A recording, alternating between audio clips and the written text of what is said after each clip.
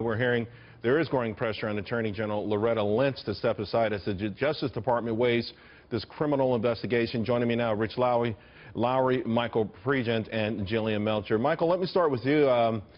It doesn't go away. We continue to hear Hillary Clinton say these things were retroactively classified as top secret. But everyone from the legal side I talked to says that's not what's what anybody's concerned about here. It's the fact of the matter is that she should have known the content of these. They were being sent from a private server. They were not secure. How do you see this unfolding? Well, if the counterintelligence expert at the FBI is looking into this to see whether or not foreign governments have actually gotten access to these emails, it's very concerning because from what I'm told from my sources is that names of individuals that actually worked for the agency were mentioned in these emails. And any time you associate someone's name with an ongoing operation in a different country, anyone who receives that email or sends that email knows that that's highly classified information. And that's why those 22 emails haven't been released, because they contain those names.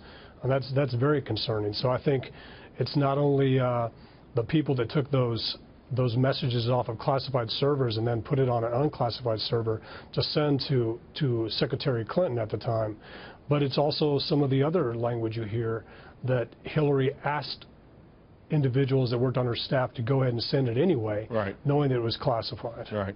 You know, Jillian, and that it just seems, I know the Clinton ability to talk around things and this sort of use semantics, but it feels again like the noose is starting to tighten here just a little bit, because you just wonder how long it will take and if there's any deliberate foot dragging. Absolutely. I mean, I think you see this reflected in her trustworthiness polls.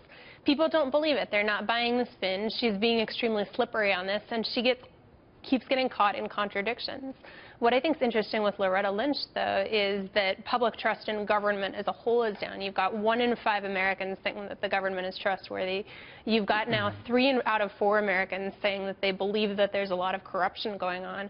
And I think the Obama administration's, actions like what happened with the IRS is not confidence-inspiring. Hillary, of course, Rich, downplaying this, invoking Colin Powell, saying, hey, you know what, the former secretaries of state did the same thing, so...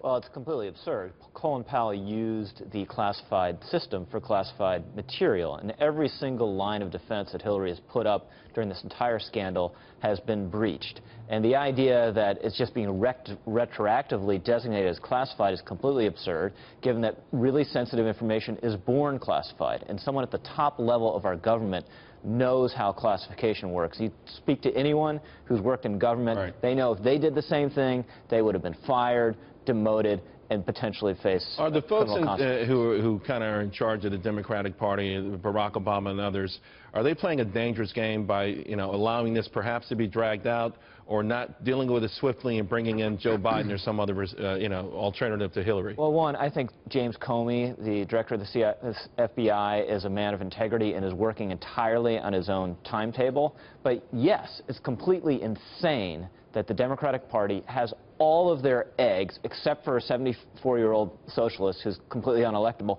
in this basket. She's not a good politician, and she has this major legal vulnerability hanging over her head, and she is a hostage to fortune now, and what the FBI concludes about the legality of this arrangement. All right, guys, thanks a lot.